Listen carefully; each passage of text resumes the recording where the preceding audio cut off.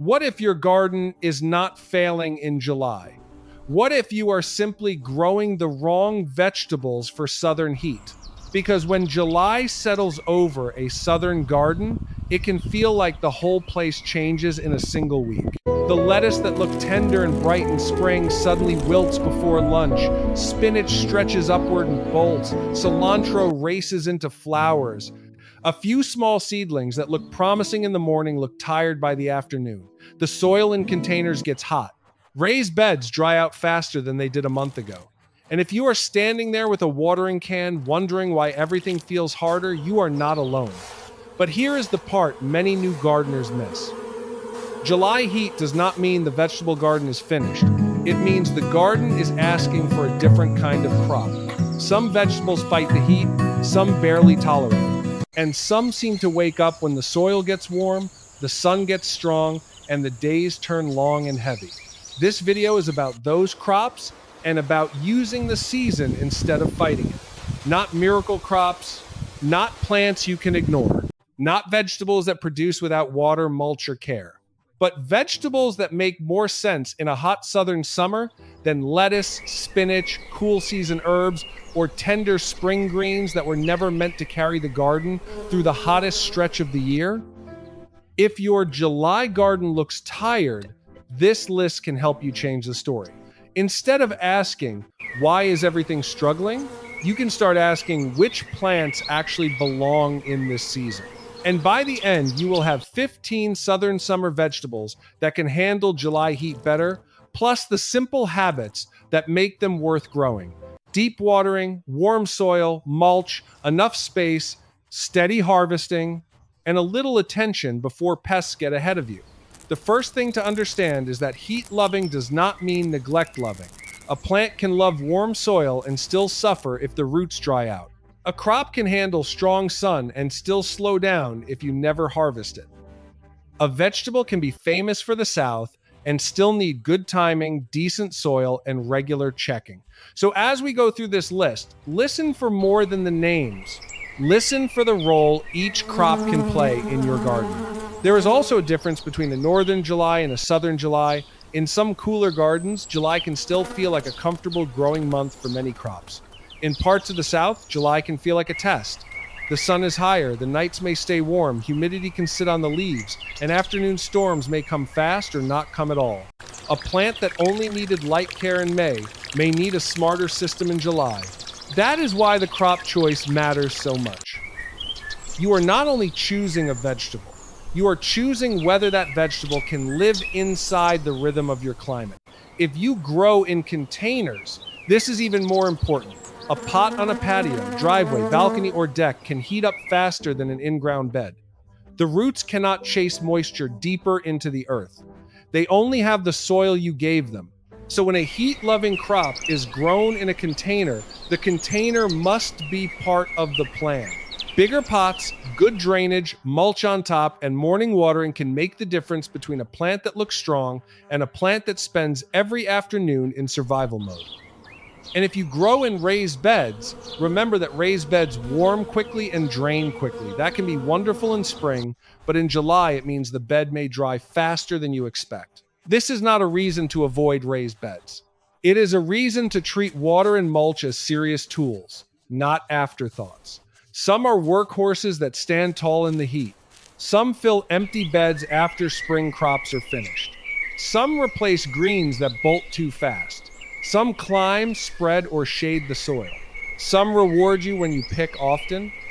And some need more room, but they can turn a hot, empty patch into the most exciting part of the summer garden. In a minute, you will see why some vegetables collapse in July while others seem to wake up when the soil gets hot. The first crop is okra, and for many southern gardens, okra is almost the symbol of summer heat. When other plants are drooping, okra can still stand upright with broad leaves, sturdy stems, and pods forming along the plant. It does not behave like a spring crop. It wants the season to warm up. It wants sunlight. It wants soil that no longer feels cold. In many hot gardens, okra makes more sense in July than almost anything else you could plant.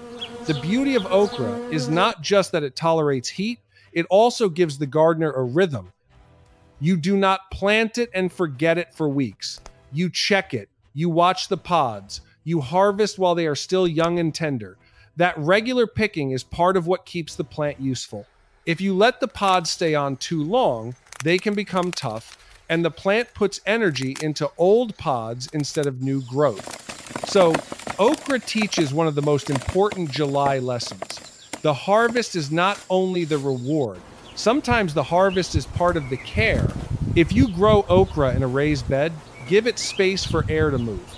If you grow it in a large container, remember that container soil can dry out quickly in July.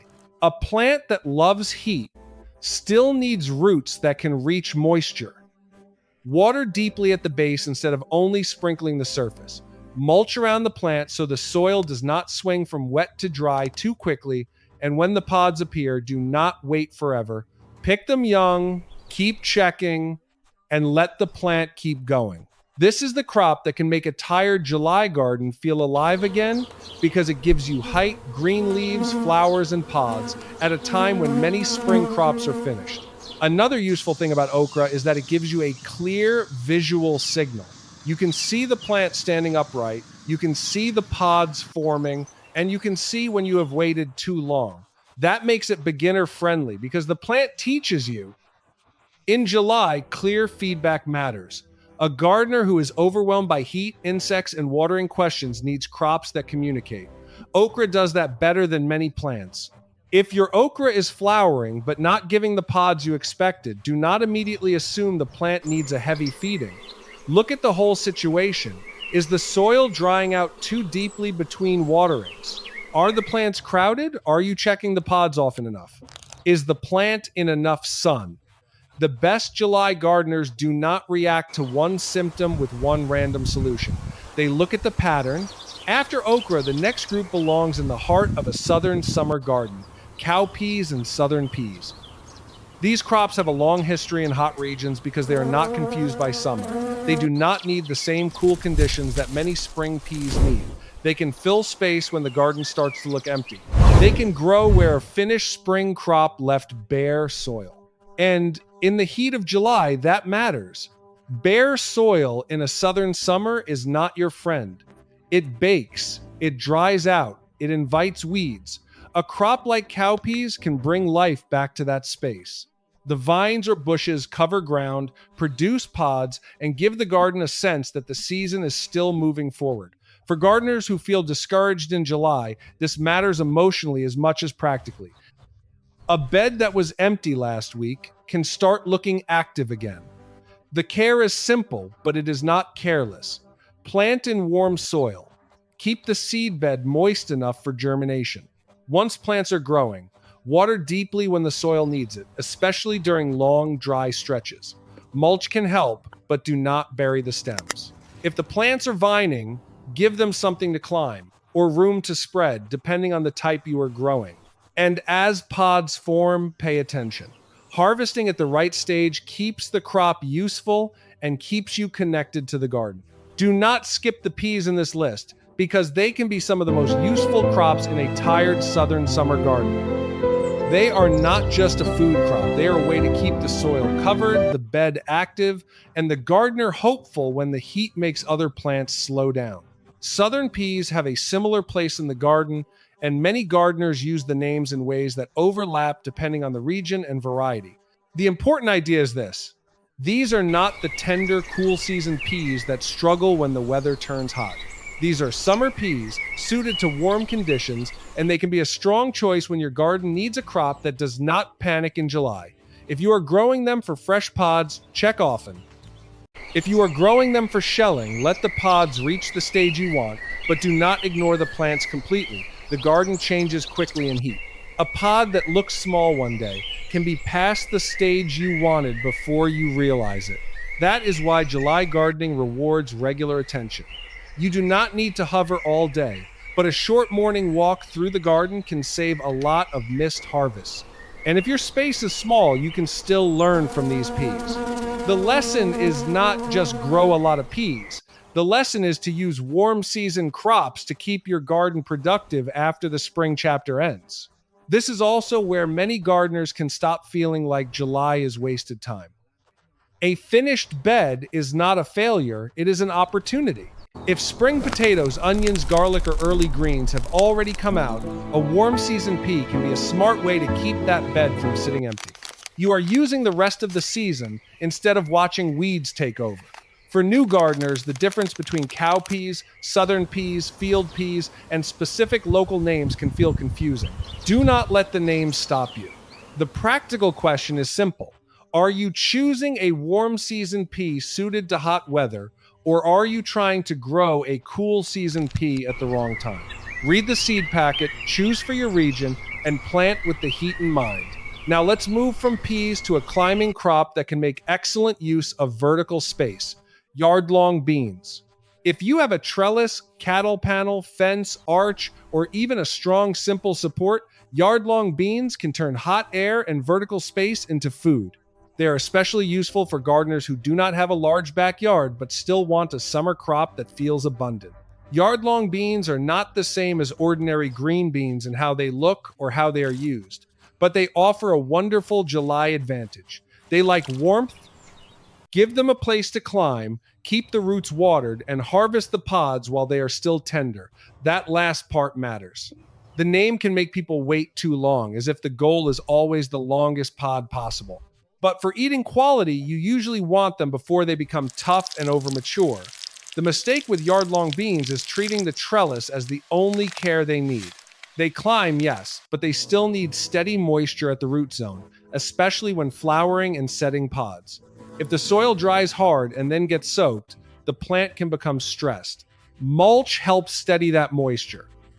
Morning watering at the base is better than constantly wetting the leaves late in the day, especially in humid areas where disease pressure can build. Once the heat-loving beans are climbing, it is time to look at the greens that can replace the cool season crops that already gave up. One of the best summer greens is not lettuce, not spinach, and not kale. It may already be growing from a crop many gardeners forget they can eat as leaves. That crop is sweet potato. Most people think about sweet potatoes as a root crop. They picture the harvest later, when the vines have spread and the roots have had time to size up. But in many warm gardens, the leaves and tender tips can also be used as a summer green.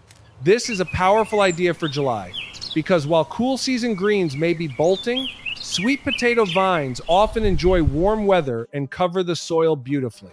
Sweet potato leaves give you a different kind of summer harvest. You are not pulling the whole plant, you are not stripping it bare. You are taking tender tips and leaves in a moderate way, leaving enough growth for the plant to continue. This is where the gardener needs restraint. If you cut too aggressively, you weaken the plant. If you take a little at a time, the vine can keep growing and shading the soil. That ground cover effect is part of the value. In July, shaded soil stays more stable than exposed soil. The vines can reduce the harshness of direct sun on the surface. They can soften the look of the garden when other beds seem dry and tired. And for gardeners who want edible leaves in summer, this crop can feel like a secret hiding in plain sight. The main mistake is forgetting the purpose of the plant. If you are growing sweet potatoes, mainly for roots, do not remove too much foliage. Leaves feed the plant. If you only want leaves, manage it differently but still avoid stripping it. Think of sweet potato leaves as a steady side harvest, not a one-time cutting that leaves the vine bare. This is the kind of crop that changes the way you see a July garden. Instead of chasing lettuce through weather it does not enjoy, you start seeing edible green growth where summer is already helping the plant. There is a mental shift here that is worth saying clearly. Summer greens are not always the same greens you loved in spring. They may cook differently, they may have a different texture, they may not make the exact same salad, but they keep edible leaves in the garden when the weather has changed. That flexibility is what makes a gardener stronger. Instead of asking one crop to perform all year, you build a garden that changes with the season. This is especially useful for families who want fresh food from a small space. A few leaves here, a few tender tips there, a handful of basil, and suddenly the garden is not just waiting for big fruit crops. It is feeding you in small ways every week. Those small harvests matter in July. because they keep you engaged and they help you notice problems early. Another heat-friendly green to consider is amaranth. In a southern summer, amaranth greens can feel almost like an answer to the question, what can I grow when the salad greens are done?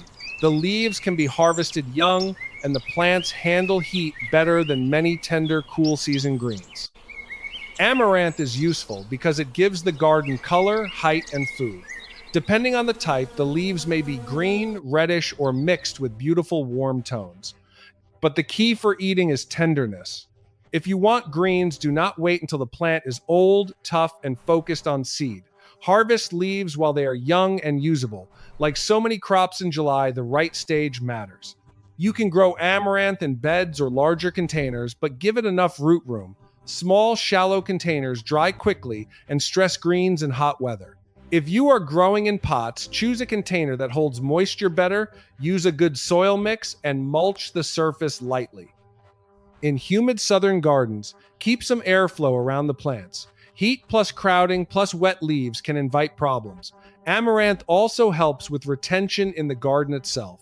When you see green standing in summer, you feel less like the garden is closing down. You have something to cut, cook, and bring inside. You have color and growth where spring greens failed. That is exactly the kind of shift this video is about. But there is another summer green that deserves a trellis, because it does something regular spinach cannot do in southern July heat. That crop is Malabar spinach. The name can be confusing because it is not the same as the cool season spinach many people plant in early spring, but that is also why it is useful. Regular spinach often struggles badly in summer heat, bolts, and loses quality. Malabar spinach is a climbing green with thicker leaves, a different texture, and a much better relationship with warm weather. If regular spinach has completely given up in your summer garden, this climbing green may be the crop that changes your mind. Give Malabar spinach a trellis or vertical support, and it can become a living wall of edible leaves. It appreciates warmth, but again, do not confuse that with drought-proof. Keep the soil evenly moist, especially while it is establishing and climbing. Mulch at the base. Harvest tender leaves and tips to keep the plant productive and manageable. The mistake is expecting it to behave exactly like spinach. It has its own texture, its own cooking uses, and its own growth habit. If you judge it as a perfect copy of spinach, you may miss its real value. Judge it as a summer green that can grow when spinach cannot, and suddenly it becomes one of the most useful plants in a hot garden. It is also a great crop for small spaces because it grows upward.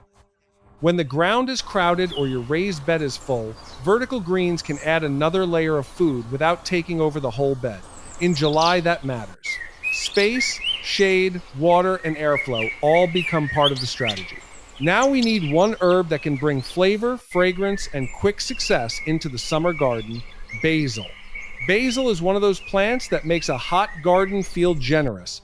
Brush the leaves with your hand, and the smell alone reminds you why you grow food at home. Basil enjoys warmth, but the secret is how you harvest it. If you let it grow straight up and flower too early, the plant can become woody and less focused on tender leaves. If you pinch or cut correctly, just above a pair of leaves, you encourage branching. More branching means a fuller plant, and a fuller plant gives you more places to harvest.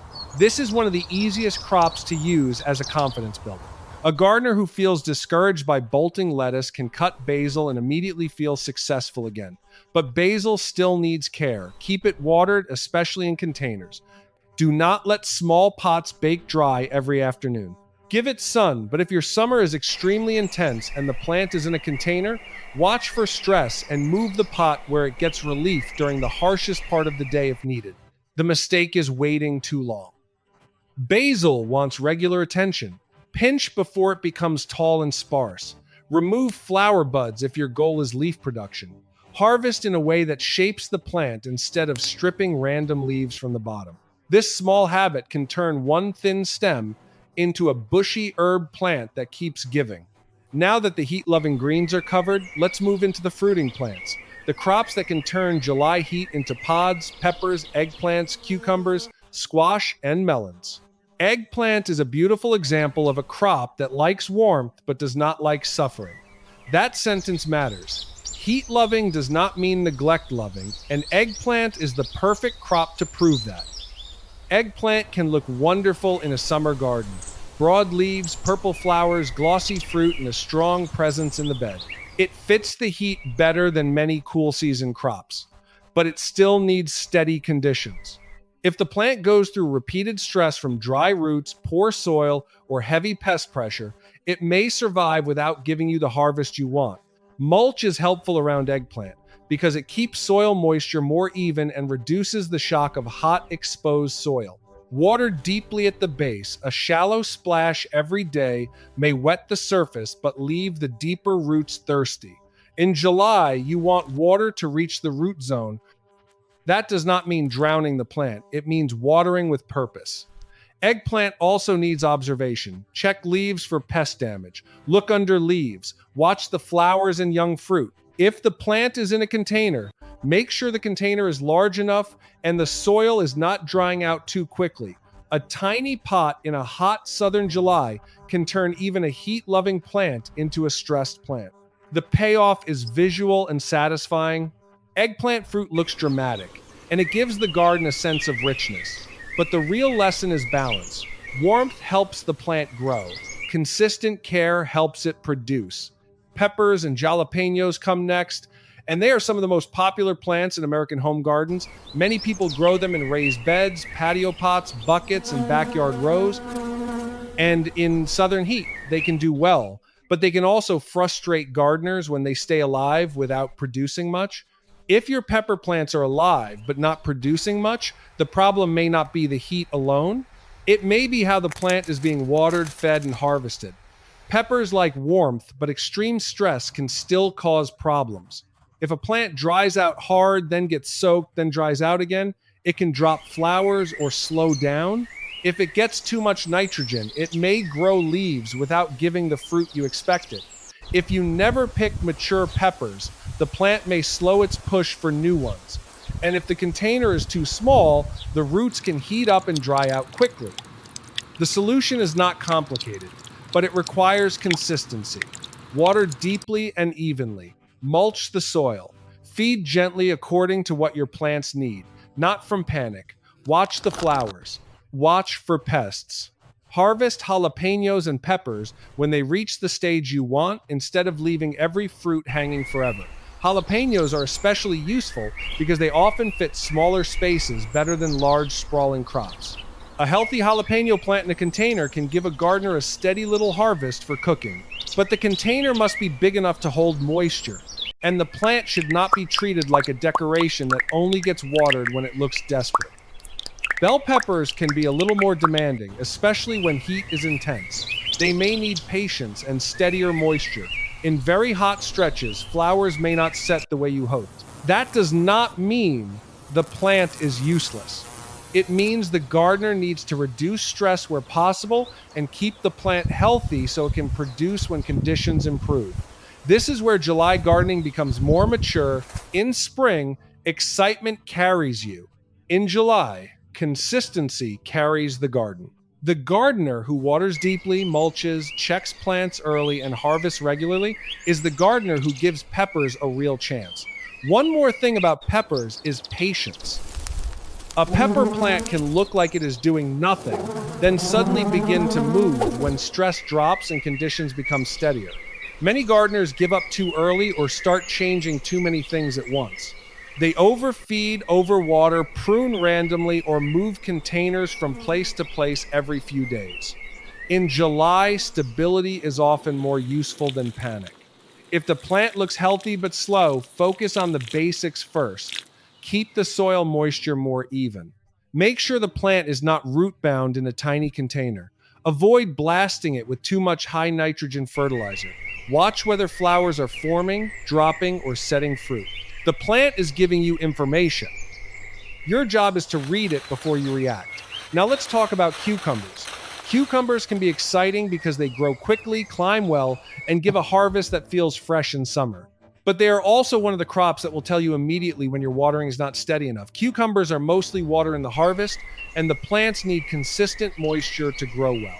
In a hot raised bed or container, shallow watering can lead to stress. Leaves may wilt during the heat of the day, and some afternoon wilting can happen even when soil moisture is present. But if the plant does not recover or the soil is dry below the surface, you have a problem. A trellis can help cucumbers by improving airflow and making the fruit easier to see. It also keeps vines from sprawling everywhere, which is useful in small gardens. Mulch helps keep the root zone cooler and more stable. Water at the base when possible. In humid areas, avoid creating constantly wet foliage late in the day because disease pressure can build quickly. Cucumbers can reward you quickly, but the next crop may punish poor airflow and missed harvesting even faster.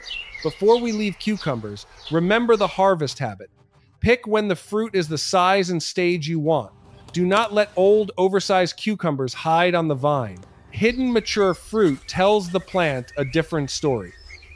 Regular picking keeps you involved and helps the plant continue its effort. It also gives you better eating quality. A good cucumber plant also changes how you walk through the garden. You start looking behind leaves, lifting vines gently, and checking the trellis from both sides. That habit is valuable because hidden fruit and hidden pest problems are both easier to catch when you are already paying attention. July gardens reward gardeners who look closely. If you are growing cucumbers in a container, do not underestimate root space. A small decorative pot can dry so fast that the plant spends the whole day stressed.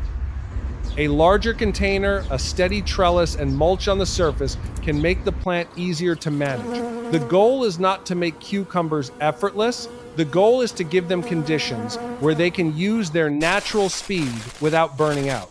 Summer squash is next, and this crop can make you feel like a great gardener one week and humble you the next. So the way you manage it in July matters. Squash loves warmth, grows fast, and produces big leaves, bright flowers, and tender fruit. That is the exciting part. The challenging part is that summer squash can attract pests, develop mildew, and become crowded if you do not give it space and airflow. In a humid southern summer, crowded leaves can turn into a problem quickly. The first rule is space. Do not pack squash so tightly that no air can move. The second rule is observation. Check the underside of leaves, look near the base of the plant, watch for eggs, bugs, mildew, and damaged leaves. It is much easier to respond early than to rescue a plant after problems explode. The third rule is harvesting young. Summer squash is usually best when picked before it becomes oversized and seedy. If you let giant fruit sit on the plant spends energy on that fruit and the eating quality drops. Like okra, squash teaches you that harvesting is part of plant care. Water deeply and avoid constant leaf wetness when you can. Mulch the soil. Keep the plant fed, but do not assume more fertilizer fixes every problem. Sometimes the issue is airflow, sometimes it is pests.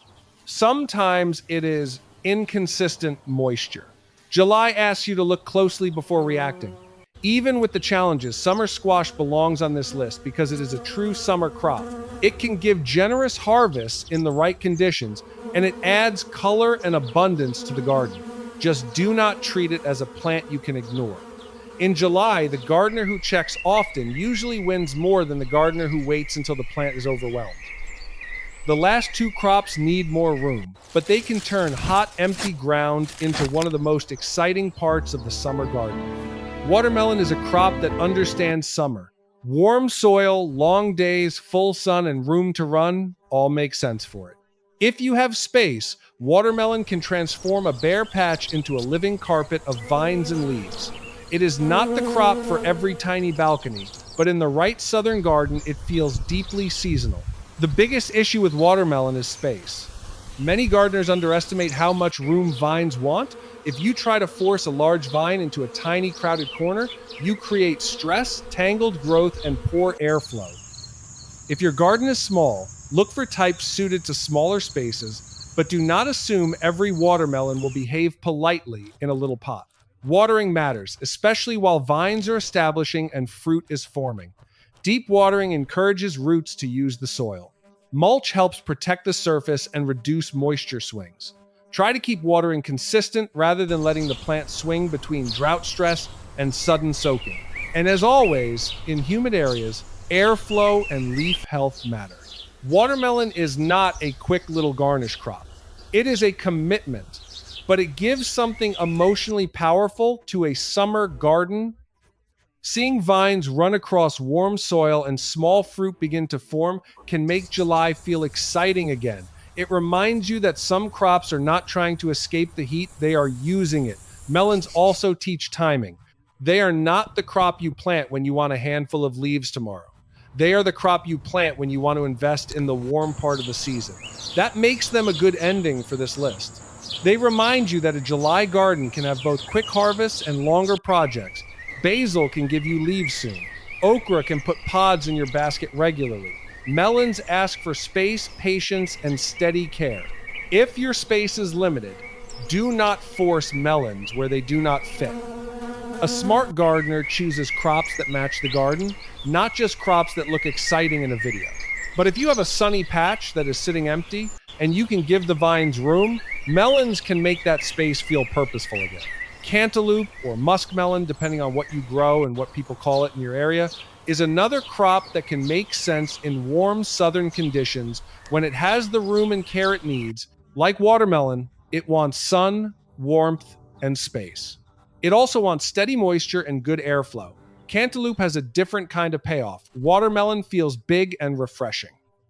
Cantaloupe brings fragrance, sweetness, and that unmistakable summer feeling when fruit begins to ripen. But this is another crop where the gardener should avoid fantasy.